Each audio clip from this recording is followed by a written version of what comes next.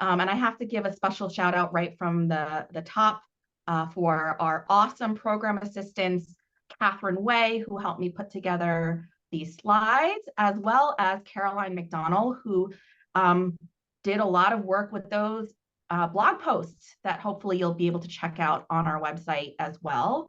So with that, I'm going to jump right in. And I'm going to ask you a question for reflection. Right. How would you define culture?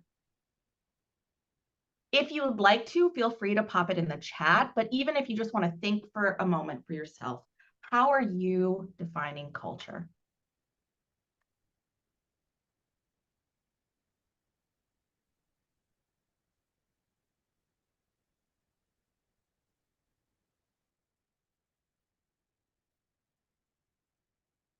All right. So here is one definition of culture. It is the values, beliefs, language, rituals, traditions, and other behaviors that are passed on from one generation to another within any social group. Hopefully this resonates some with what you in your mind have defined as culture. And I think what often happens is that I think the predominant social construct of culture, we think about people of different racial ethnic backgrounds. And that's immediately what we jump to when we think about culture. Actually, though, I think culture is a lot more nuanced and complex than just someone's racial ethnic background. As you can see here, this is Pamela Hayes' addressing model, which covers a lot of different components or nuances in someone's culture, right? We do have racial ethnic identity here, right? But we also have things like your age and generation. I know right now there's the whole, oh my gosh, Gen Z, like, what are they doing? And then people are like, ew, millennials are old. They're like out of trend. And as a millennial, yes, we are older. We're aging. I accept that. And there are certain things that are culturally millennial culture. There are even things like culture related to where you're from, right? I'm a born and bred New Englander. I'm from Massachusetts. I'm going to say it, and I know that this is being recorded. I do count myself as a math hole. This is part of my culture. I have been known to say things like wicked, and I do in fact prefer Dunkin' Donuts over Starbucks, right? This is part of culture. So as you look through these different influences, you are hopefully seeing that culture and diversity exist in a lot of different ways and can really impact us in many different ways. So one thing that I like to start off with is really thinking about personal identity. Who are you, right? And if you look at me on screen, you may be seeing some of these things. I'm a woman. Sarah introduced me as the director of implementation here at the Baker Center. I'm a psychologist, right? You might look at my last name. My last name is Kim, which is the quintessential Korean last name. So I'm an Asian American, and I'm speaking to you in hopefully pretty fluent English, right? These are all externally apparent characteristics, but they don't necessarily reflect what I feel influences my values, beliefs, language, rituals, tradition, and ultimately my thoughts and feelings. Right? This is all what you see on the outside, the assumptions that you might immediately make about me. I showed you that addressing model before, and here's an even more nuanced view of how I see myself. And even this is not complete, right? These are all things that are more salient to me, but may not be as necessarily obvious to everyone else. And what you'll notice is that these different pieces of my pie aren't exactly equal. And I would say that even this like pie chart is a little bit misleading because some of these things actually overlap and are connected. So for example, for me, what does it mean that I am a female manager in my workplace? Right? Those are two overlapping cultural influences for me. Or, for example, how do I navigate my role as a mother?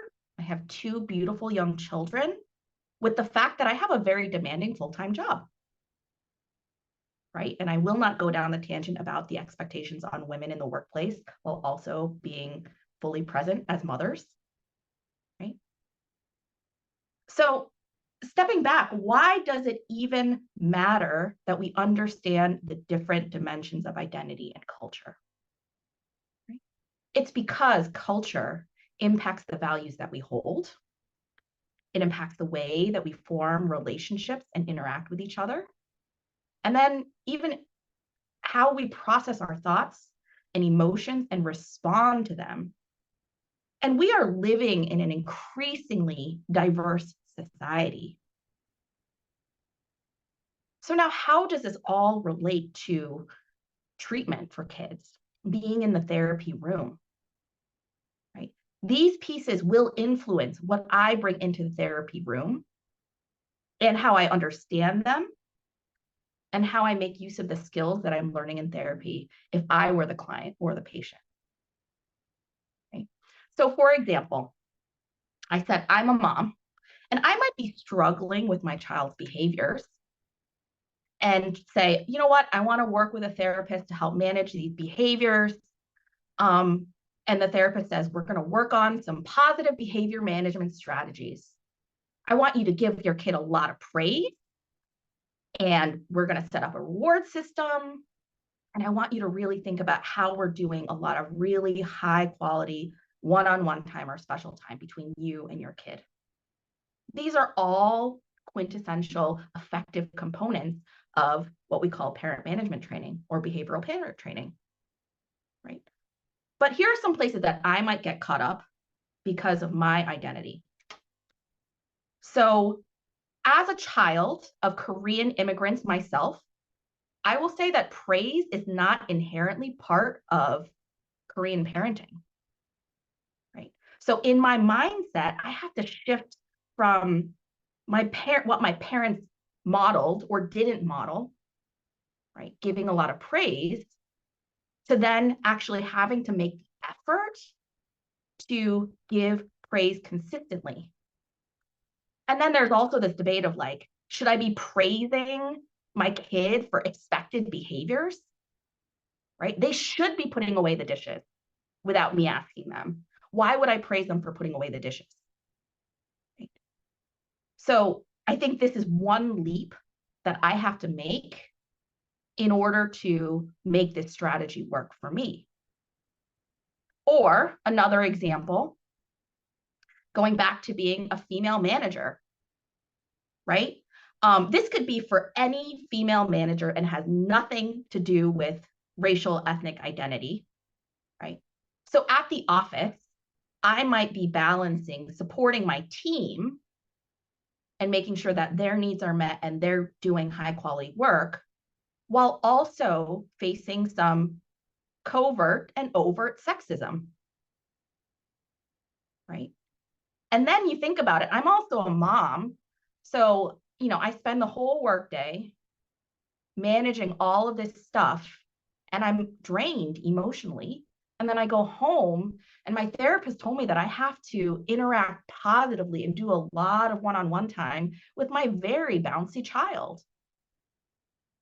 That is hard to do because of the pressures, right? So even as a parent, while my child may be the focus of treatment, technically, there are things that I bring in to the therapy room that have an impact. And these are things that are important for me as the parent, the client in this situation, and my clinician to be aware of so that we can intentionally handle these things.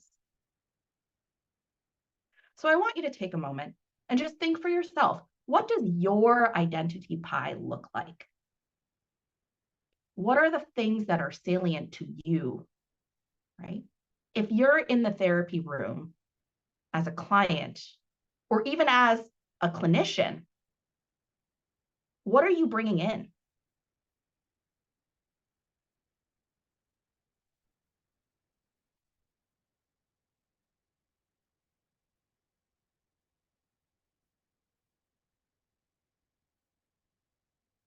There's a lot of stuff, and everyone's going to have a different experience, right? It's complicated, it's nuanced. And that's part of the beauty of like what makes us human beings, right? Is we're all so unique in our own different ways. And there are so many ways that I can relate to people and some ways that I differ that just might make for a more interesting interaction, more interesting relationship.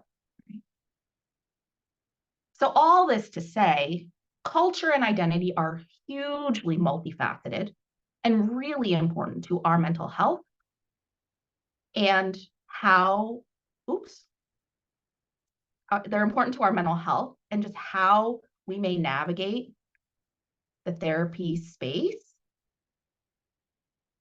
and just engage in that way, right? So all this to say, I do now want to shift into talking about some experiences of racial and ethnically minoritized populations, because I hope many of you know that mental health is cross-cutting. Mental health challenges are cross-cutting, no matter what culture you come from, right? This is some data around the percentage of adults who have experienced some mental illness. Look at these lines in this graph. What do you notice?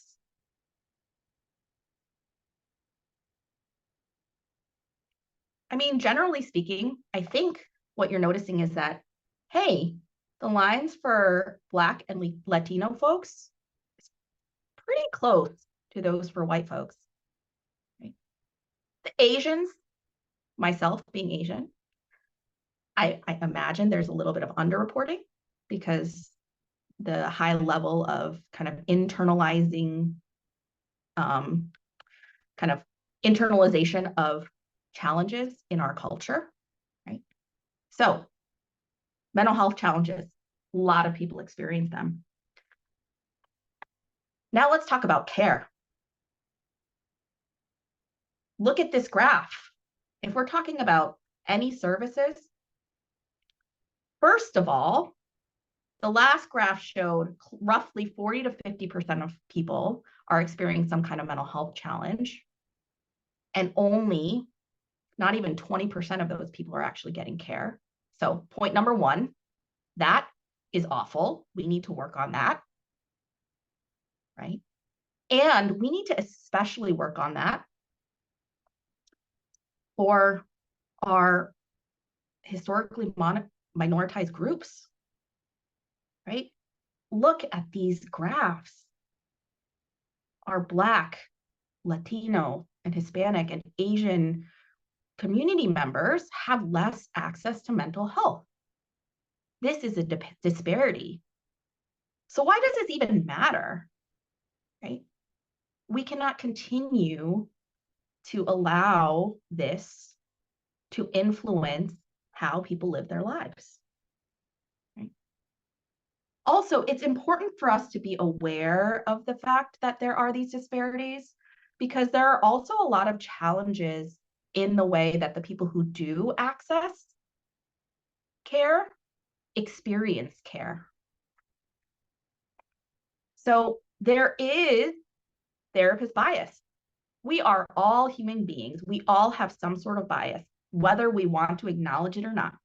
This is the truth, right? Some of it is very overt. You know, like I said, I like Dunkin' Donuts more than Starbucks. If you tell me you're a Yankees fan, I'm going to have a problem with you. That is my bias, right? Sorry if there are any Yankees fans here, but not sorry. But what does this mean from a therapist perspective? Well, we might misdiagnose people. We do misdiagnose people, right? Our Black and brown young boys are more likely to be diagnosed with defiant behavior disorders, right? Whether or not they are like, even when they are exhibiting the same exact behaviors as their white peers, that's a problem. We also know that people of color experience microaggressions. Every single day, we are experiencing microaggressions, right? And this holds true even in the therapy space. And in therapy, microaggressions are actually linked with poorer, psychological well-being. It strains the relationship between the therapist and the client and decreases folks' willingness to actually seek care in the future. You learn therapy is not a safe place that it's supposed to be. And from general healthcare, healthcare providers who have higher implicit biases related to racial ethnic identity actually demonstrate lower empathy, more negative affect, and more verbal dominance when interacting with clients of color. When we talk about obstetrics, for example, Black women have a higher mortality rate related to birth complications, in part due to the biases that healthcare providers hold towards them. That's a problem, right? So we've talked a lot about the problems, but we also want to talk about, well, the treatments that we're giving. Are the treatments even effective? Are treatments going to help people from racial ethnic backgrounds? Well, let's take a look at this data. Not everybody may be familiar with how you interpret graphs, but I'm gonna walk you through this one.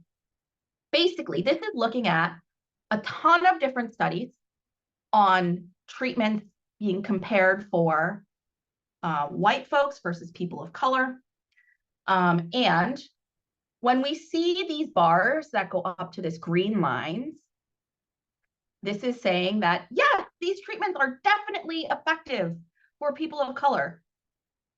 Right? That's good. Green line is good. This yellow line is also actually pretty great. Right?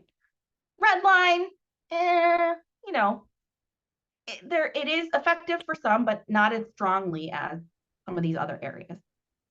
Right? But in general, like, yeah, they are pretty good. Right? Treatments, existing treatments do actually help racial and ethnically minoritized. Now, I want you to take a guess. When we are comparing white folks versus people of color, are evidence-based treatments more effective for white people than people of color? Are they less effective for white people than people of color? Or are they similarly effective? If you want to be brave, you can type your vote in the chat. If not, you can just kind of think to yourself, like, all right, what do I think? What do I think? Thank you, Megan, for being our brave volunteer.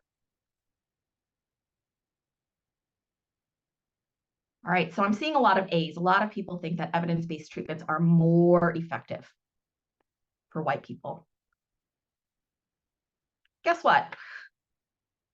Actually, most treatments are similarly effective for white people and people of color. Thank you, Michael, for that really kind of nuanced answer. It's true, right? There are a lot of caveats to this, right? There are relatively few studies that include ethnic racial minorities. I believe it was in the early 2000s that the National Institutes of Health started requiring researchers to include data on racial ethnic background of people, right? And since then, I think things have gotten slightly better. The predominant studies have focused mostly on African American and Latino populations, which, you know, doesn't encompass all the different racial ethnic backgrounds we have here in the United States. And a lot of the studies have primarily used placebo or weightless controls. So they're comparing a treatment versus essentially not treatment, right? Placebo treatment or people just hanging out and not getting treatment, right? Oops. All right. Now, one of the other things that we want to know is, do treatment effects actually differ by race and ethnicity? This is some data from colleagues based in Connecticut who have done a lot of statewide rollouts of evidence-based psychotherapies for kids. And these are some of the predominant models that they've pushed out. Right? These yellow bars are our white children. The blue bars are our Black children, and the orange bars are our Latinx children. And actually, what's really nice here, I think, is that yes, these treatments by and large are effective for everyone, or for many, for most. But for trauma-focused CBT, which is a really well studied, effective treatment for traumatized youth, Black and Latinx kids actually do better than white kids. Match, one of our flagship therapies here at the Center for Effective Therapy, which I am very proudly a trainer of, our Black and Latinx kids, again, improve more than their white counterparts. Like all this to say, yes, evidence-based psychotherapies are effective for people of color. Now, this is not meaning that every single treatment is effective for people of color. This is not saying that we shouldn't really think about how to make them even more effective, not that saying that there aren't nuances to that, right? And so one of the nuances is that when people are coming into the therapy space, we want to take a lot of their culture, their individual identity and culture into consideration, right? So we went going back to your own identity pies, right?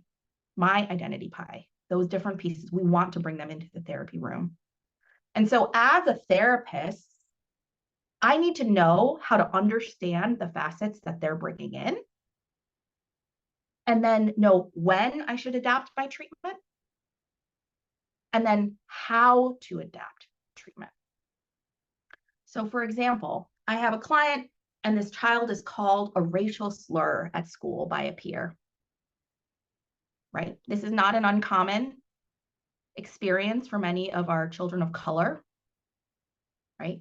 So if this happens, I'm like, ooh, I gotta handle that. How might I handle it?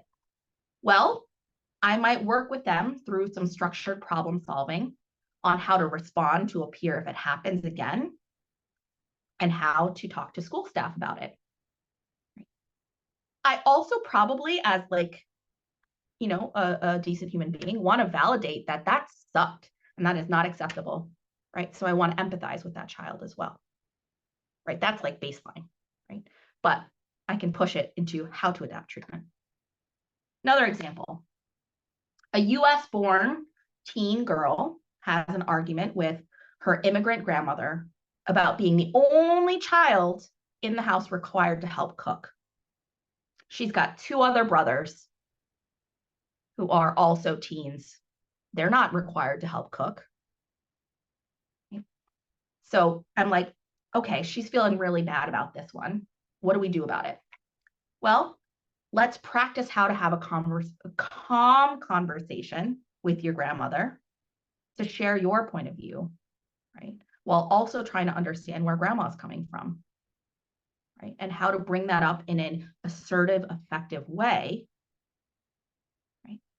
Because grandma might be coming from this old school or cultural notion that women belong in the kitchen.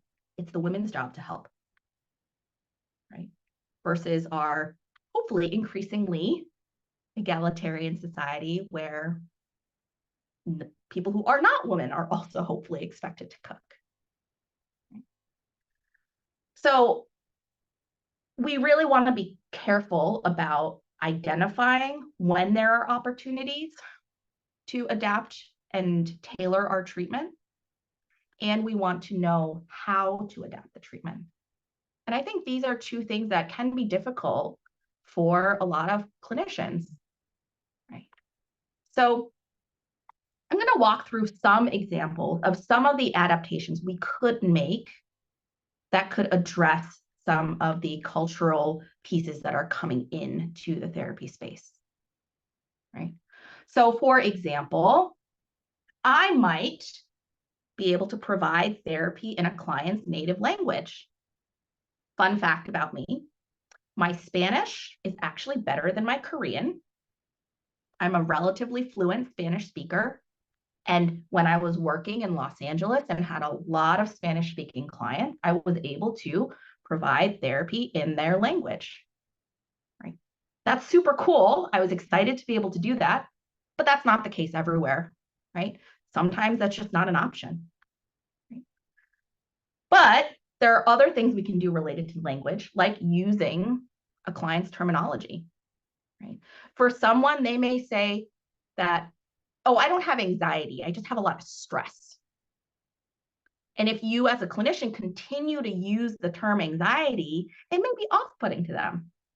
So instead, we might want to just use the term stress because that is what makes sense to them. We also work with a lot of kids. Sometimes kids don't understand what anxiety means, but they understand worry, they understand fear. So we want to be sensitive to the language that they're using. We also think about adaptations related to persons or people, right? Who's in the room? So for example, we could address some of the similarities and differences between the clients and the clinicians, right? So I'm a second generation Korean American, and I have had opportunity to work with Korean American clients. And there are some things like traditions, like different holidays or what we call our grandparents that are similar. And I love that, right? But also that doesn't mean that I can't exactly connect with a white client, right? I grew up in a predominantly white neighborhood. I have a lot of white friends, right? And I've learned a lot about their own cultures. And there are ways that we relate. And there are also ways that we're different, right? Another example, yes, I'm Korean. I sometimes feel like I am more closely aligned with folks from Latinx backgrounds because Koreans and a lot of Latino cultures share collectivist values, right? Around the idea of we are a cohesive group, right? So we look different on the outside, we speak a different language, but we're still kindred spirits in that, right? Another thing around people, who's coming into treatment. Like we're thinking about, your nuclear biological family, right? Your mom and your dad. And that's like what we assume. That's not the case for everybody, right? Some people have two dads, and that's part of their identity, right? And we want to be able to acknowledge that. Some people have other family members who are additional caregivers. When I was growing up, my mom's mom, my grandmother, lived with us, right? And she shared in the caregiving duties. And so she would be someone who would be smart to include in treatment. So we want to think about who the social supports around our clients are so that we can understand how they play into the kid's mental health. We would also think about adapting some of the content of what we talk about and what specific treatment skills that we cover. One example, another clinician shared with me that they were working with a client who happened to be a Black man. And this person said, well, I'm not going to work right now. And the clinician's like, why not? And he's like, well, in order for me to get to work, I have to drive through this very wealthy white neighborhood. And I don't want to do that. And some people may assume like, who cares? You're just in the car. You're just driving to your job, like whatever, no big deal. But this man was actually afraid of being pulled over by as a Black man in a white neighborhood, right? And that actually happens, right? So this is not something where I, as a clinician, would say, hey, we got to work on that thought. That's not an accurate thought. Your fear is not accurate, right? It is, in fact, very accurate. So I'm not going to tell you to think positively about that situation, right? That would be very alienating to that client because I would be basically dismissing their very true fear, right? So this is a consideration we make. Other things that come up, we may want to talk about some of the concepts that align with a client's cultural values, beliefs, and behaviors. I keep coming back to this fact that I'm Korean because it is a part of my identity. Korean culture is very collectivistic and relies a lot on interdependence. We are a group, we are a team. We're working on things together. And also there's a very clear leader of the team. Dad is the leader. Above him, it's grandpa, right? And so I might talk about how Korean culture may be at odds with kind of your stereotypical white American culture that really focuses on independence, right? About you are successful for yourself, not for your family. And I might bring that into the therapy space and talk about some of the tension that brings up if I'm working with a teen who is being born and raised in the US, but their parents come from a different background. Right? There are also different methods that we bring up these concepts. One of the things that I'm a biggest fan of is really, it doesn't matter how you bring up skills in therapy, as long as you're getting to the main point and the way that you do it resonates with the client specifically. So I'm really thinking about, some people are more responsive to storytelling as a form of illustrating different skills because that's part of their culture. It's based on stories. Others are more responsive to a group format versus an individual format. Right? We can shift the methodology as long as we're doing it mostly in a way that fits for the client specifically. And then finally, we want to think about context, right? So I shared earlier that praising a child for what is expected might not be considered, appropriate for parenting in Korean culture. In that situation, if I'm working with a parent from that culture, I have to take in mind that understanding.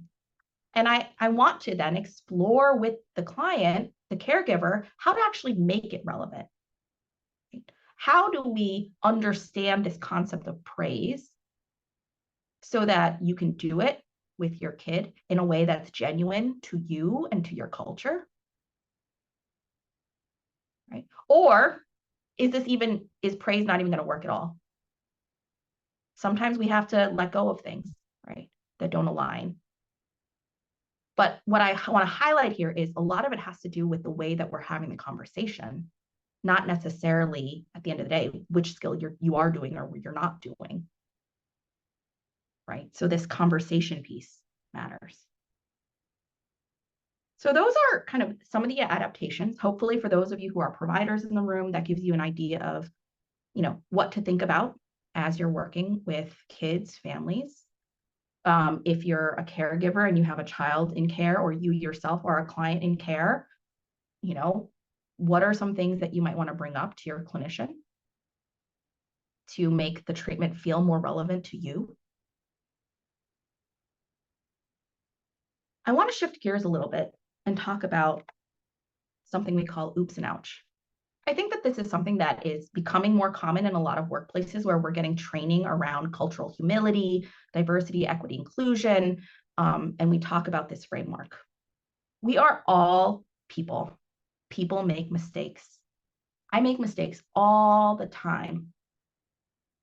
But in my heart, I am always striving to get better, to do better, be better. with colleagues, with the people that I interact with day to day. So we're striving for progress, not perfection, right? And so even if I make mistakes, I can acknowledge that mistake and work to not make that mistake again. I also acknowledge that people have different areas of privilege, right? There are things that I have that are privilege. I have my doctorate in psychology. Having a doctorate gives me privilege. I get to go to people and introduce myself as Dr. Rachel Kim. That's a privilege, right? That indicates some difference in power hierarchy. There are other places where I do not have privilege. Very apparently, I am a woman. I identify as a woman. And there are a lot of places where being a woman kind of sucks, right? Where I don't have that privilege. Right? And everybody has this at varying places in their lives. So I acknowledge that about myself, and I try to acknowledge that about the clients in the room as well. I also want to say that we will, as your therapist, make mistakes. We're not perfect. And when we make those mistakes, I want to publicly acknowledge, explicitly acknowledge my mistakes. If I hear myself making mistakes, I want to say, oops. And that word will allow us to have a dialogue about how that mistake may have impacted you, and gives me the opportunity as a therapist to figure out a plan to not make that mistake again. Right? So feel free to use the oops if you make mistakes. We also want to not let it slide when other people make mistakes, not from the perspective of wanting to judge them and punish them, but with this idea that they're striving for progress. So we want to be able to gently point out to people when they say something or do something that is somehow prejudiced, right? And so we might say something like, ouch, ouch, it really bothered me when you called me that name or you brought up that thing. Again, it allows us to have a dialogue about how to do better with that instance, right? So oops and ouch. This is something that can be used, in the therapy room. You can use it in your workplaces. You can use it at home even, with your partner, with your children, with your friends. There are a lot of ways to bring this in very concretely. Right? Now, this does put some of the burden on people who are the clients, the consumers of mental health care, to be able to speak up, right? When your clinician might say something that's not great, that doesn't land right with you. And hopefully you're willing to give them some grace and work it through. And hopefully your clinician on the other side is responsive to that and also able to use the same oops and ouch language. Yeah. Tanya, I see what you wrote in the chat. You don't even have to make a big deal about it. You just say, ouch, that hurt. You don't have to add the attitude. You just say, ouch, that hurt. Right? And that can cue people. Another thing that I want to put on, the responsibility of clinicians is the idea of broaching sensitive topics, right? We want clinicians to initiate or respond to things that are coming up during treatment, be able to translate those kind of values, their realities of living with certain cultural identities into meaningful ways that we engage in therapy, and then ultimately promote clients' empowerment so that they can cope, they can problem solve, they can develop more of their own resilience. Right? So broaching really is about we want to place that responsibility on the counselor to initiate those conversations. It's always going to be an ongoing process. You can start it day one. You meet a new client, you meet a new clinician, you can bring up issues of culture, right? Of privilege, of power. And it should be flowing through all of your treatment, through the treatment planning phase. What are our goals, right? And how do our cultural influences impact our goals? How does it impact how we're using or learning or interpreting the skills, right? How does it influence how we continue to support our own well-being? It also allows for us to recognize different pieces of our identity in a very dynamic and comprehensive way. And it allows for some flexibility on part of the clinician to know that what someone is bringing in one day as the salient parts of their identity may not be the salient parts the next day, and that's okay. So we want to constantly be having this dialogue so that we are meeting people where they are at, right? And that's like one of the core pieces of culturally sensitive care is meeting people where they're at.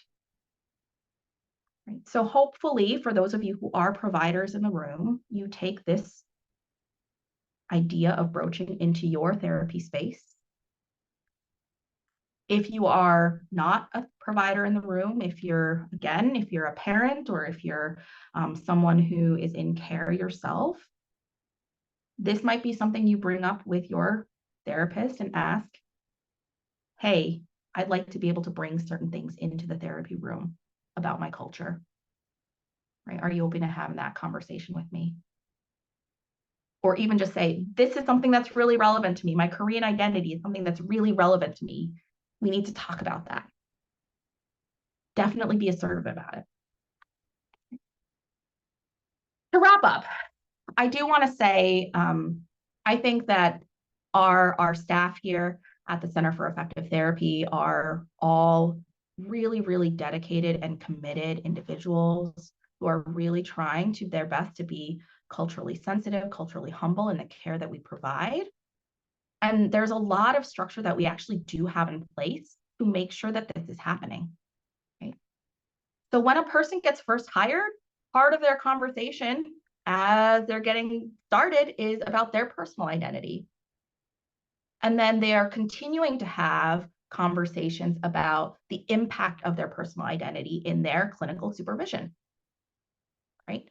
It's not just clients who are bringing stuff into the room, it's us too, right? So that at the individual level is something that's happening. As an organization, we have a lot in place. We have a cultural humility, equity, inclusion, and diversity committee.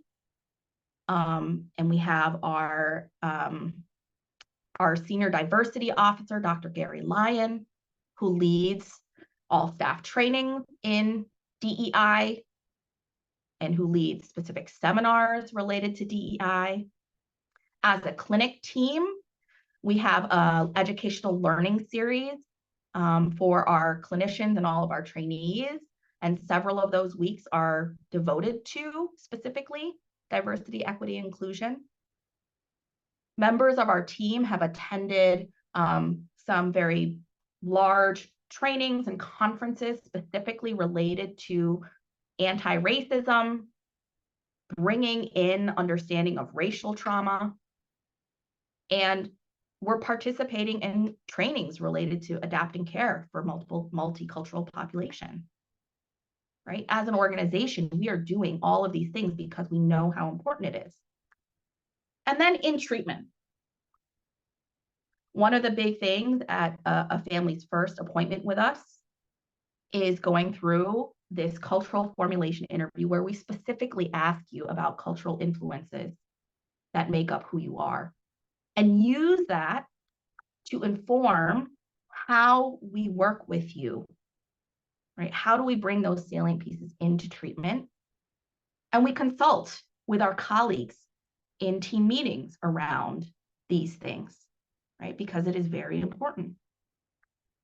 So at all levels, you really should be thinking about what is the individual work that I am doing? What is the work that my team is doing? What is the work that our organization is doing? Right?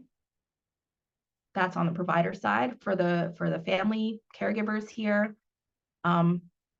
speak up, ask about these things. It's okay to ask what an organization, what the therapists are doing to really integrate diversity, equity, inclusion into their practice. Right.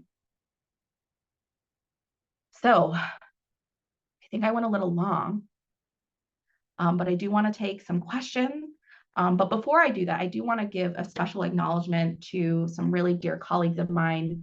Dr. Elena Park, a lot of her work has influenced the materials that we shared here, along with her student Anna Bartuska at the University of Oregon. Dr. Kelsey Okamura, another person on our staff, has really contributed a lot to this as well. So really, it is a team effort here. And I do want to say, if you are looking for care and you want a damn good therapist, check us out. We have a lot of people on staff who are awesome, who integrate these things into their work all the time. So here's some contact information for you as well. All right. Who's got questions? What questions do you have?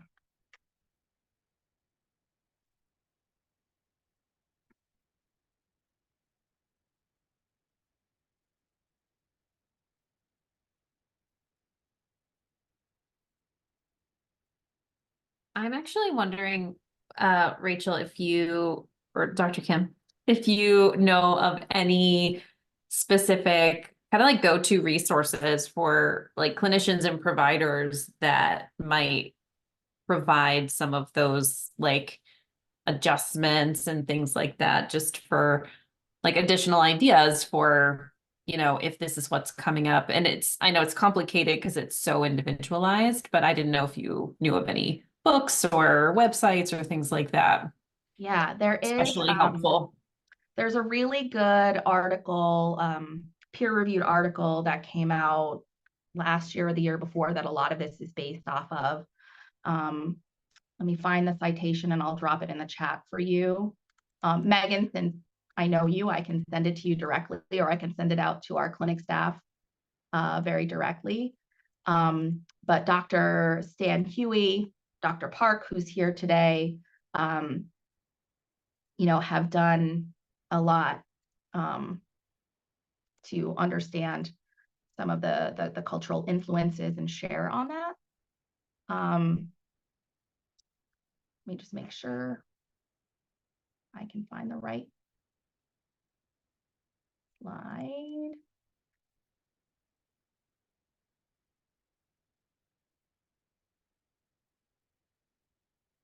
Go. Here's a reference for you all. I will pop my email in the chat too. So if you do want an actual copy of this article, I'm happy to send it along. But this is a really good review of different models of culturally competent care. For our clinic staff, we have our training scheduled in a couple weeks actually, and we're gonna cover this a little bit more in depth.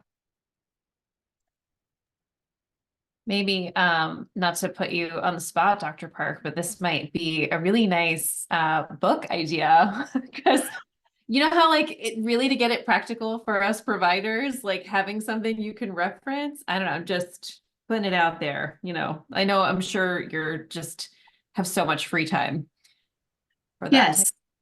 I appreciate the idea, and we actually recently got invited to submit a chapter, which luckily Dr. Kim agreed to co-author with me. So not a full book, but hoping to put a chapter together before the end of the year.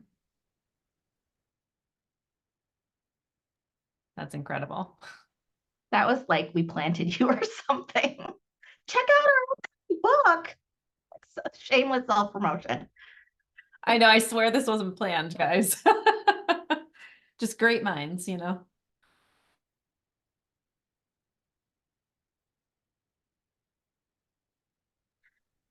Rachel, I guess I have a question. You know, I'm thinking back to the little survey that you did for us of like the perceptions of how EBTs work for different populations. And, you know, I guess my perception is that our community sort of doesn't believe that they work the same. And I think for a lot of the reasons, or work similarly, you know, and I think for a lot of the reasons that you mentioned, like who has the research been done with, you know, what's the methodology?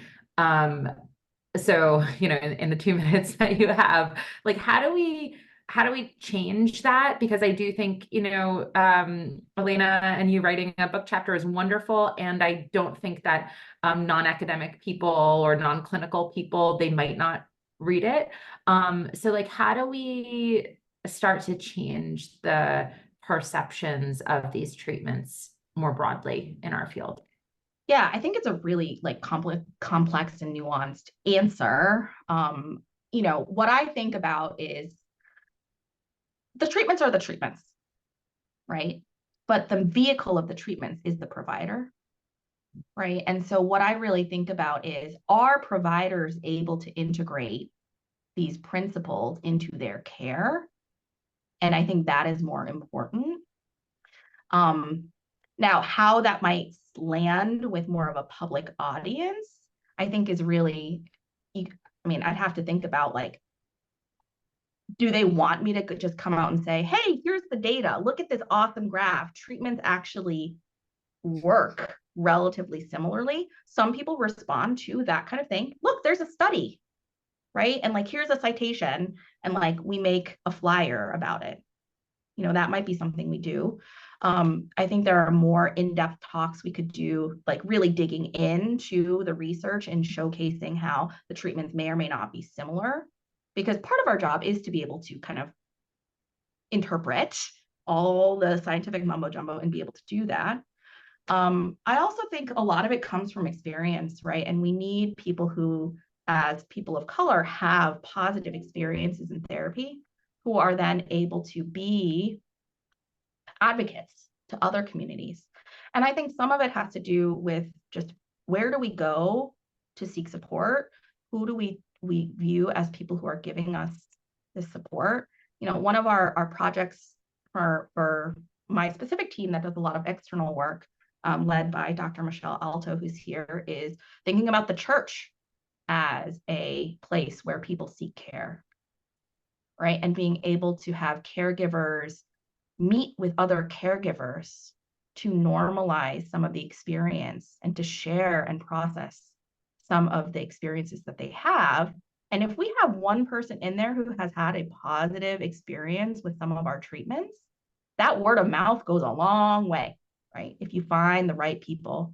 So I think that one of the things that we have not done enough of in general is thinking about engaging with communities and actually identifying who are those people in the community who are influential, who are gonna share, and being able to partner with them to target the message in a way that makes sense for that specific community. So I think a lot of it goes down to like straight community engagement and partnership. Yeah.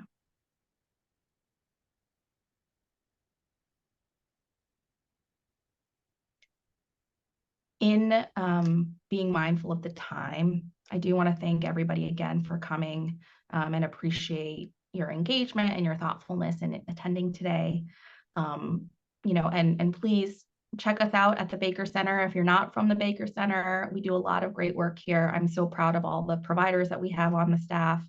And feel free again to reach out if there are, you know, things that you want to chat about. I'll pop my email address in the chat again. And feel free to reach out. So thank you very much, everyone, and have a wonderful rest of your day.